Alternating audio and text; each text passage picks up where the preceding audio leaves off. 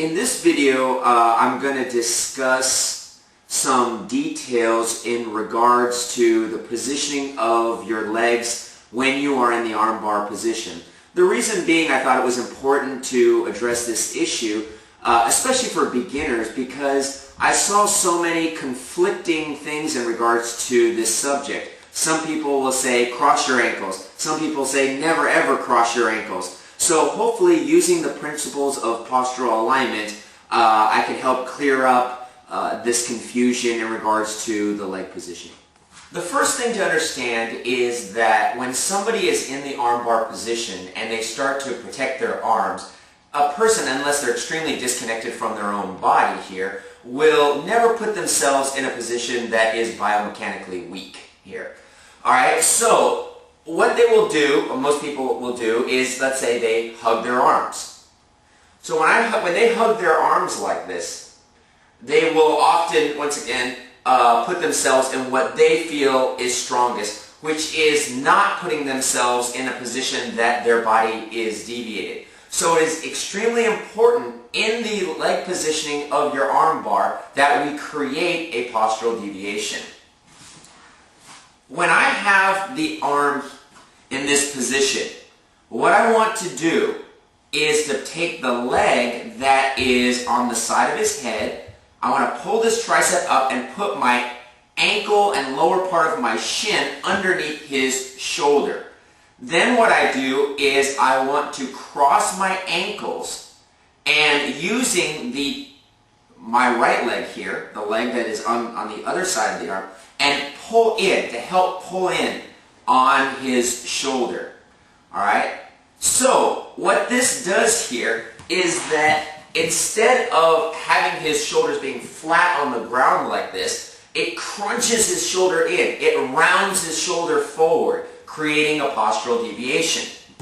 So, once again, I'm here and I use this leg is to pull in and round the shoulder forward. The reason why I don't do the opposite way is because if you can just try it on your own, you start pulling on the lat muscle here and you don't feel like you can actually round the shoulder forward the same way. When you do this here, you feel like his shoulder blade, the bone back here that you can begin to pull up and deviate. So, once again, pull this up, it's underneath, you cross here, causing this shoulder to round forward. Now, in this position here, instead of just using hamstring strength to pull in and squeeze, what you can do is you can have your foot close to the ground here, put one hand on the ground if you want to go this way or this way, it doesn't really matter at the moment here. And what you're going to do is you're going to push your butt closer in towards it. So if my partner was to turn here, what I'm going to do is I have my leg underneath his shoulder, rounding the shoulder forward. I now, instead of using a hamstring curl, which would be isolating one muscle group, I'm going to move my entire body forward. Now what this does is the ankle and legs underneath this shoulder rounds this one. When I sit forward too, it now crunches this shoulder forward. So now instead of being like this, which he naturally feels mechanically strong, I'm squeezing him here, creating a postural deviation.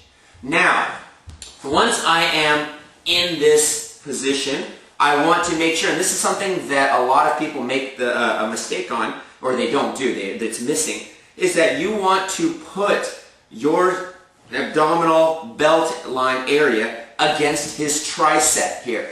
Okay? If I want to attack his arm, I want to put my center of gravity as close to the joint that I'm trying to attack here. So I'm here, put my put his tricep against my center of gravity, against my body here. And then this makes the position extremely tight. If you do not have these details and you cross your ankles, it will be very easy to escape. So the reason why many people tell you never ever to cross your ankles is because they are crossing like this here. There is no postural deviation. This is extremely easy to escape. So when you, once again, put your ankle and shin underneath the shoulder, cross, pull it in a little bit, put your hand on the ground, crunch in, causing both shoulders to round and deviate forward out of their natural mechanically strongest position. Put your center of gravity to the arm, to the limb that you're trying to put the submission on. This becomes very, very tight. Now, when you're in that position, you can have your partner try to move around, and you'll see that it's extremely difficult to move. You can have him try to swing his legs up and do a sit-up, and you'll find it's very, very difficult for him to counter this position. This is another benefit, if you choose to cross your ankles, of why it is so important to create that postural deviation. When you apply the armbar, the body's natural way to compensate for the pressure that's being applied on it is to elevate this side and to drop this side. So if you just use this as an example, if I do this, you see how that creates pressure in which his body naturally wants to compensate and alleviate. So, since this is the case here, now let's look at the rule of opposites. When I have this leg positioned, I put this shin and ankle under the shoulder, cross here, I crunch in. Now what happens is that when I apply the arm bar, this shoulder can no longer drop down because the ankle is underneath. It's elevating it off the ground. His body has no ability to ease the pressure off anymore. The arm bar is also much more effective and will happen much quicker because when the shoulder of the arm that I'm taking is rounded forward here, okay, the main load joint is out of position. It weakens everything else down the chain. So their elbow, everything else will be mechanically and structurally weaker. So with his ability to compensate taken away, now when I have this here, he taps. For example, if I was to cross like this, which is no good here because I'm not creating any deviation here. So if I do this, do you see how I pull it and he starts turning his body? Keep lifting the shoulder and turn that side of your body. You see how, I can eventually get the tap, but it takes much more effort.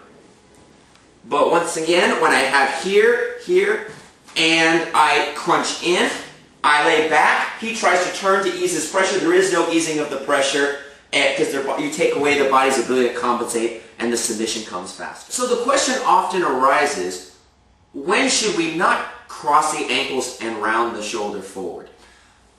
When you're in the armbar position with both legs across, the time that you generally don't want to use this position, and it sometimes occurs when you have a partner who is very, very thick or you're very short and it's not possible for you to get your legs in a position in which you can create the deviation of rounding both shoulders forward. So, and I've encountered this several times. So the other armbar positions in which people talk about pulling the heel in, because what you're actually doing when you're pulling the heel in is you're trying to deviate their neck, you're just using another position to create a different type of deviation. So once again, when you do not have the leg length, or simply their body is too big, which even if you're tall you couldn't get it for some reason, then you would switch to another type of armbar positioning to create a different type of deviation to weaken their body.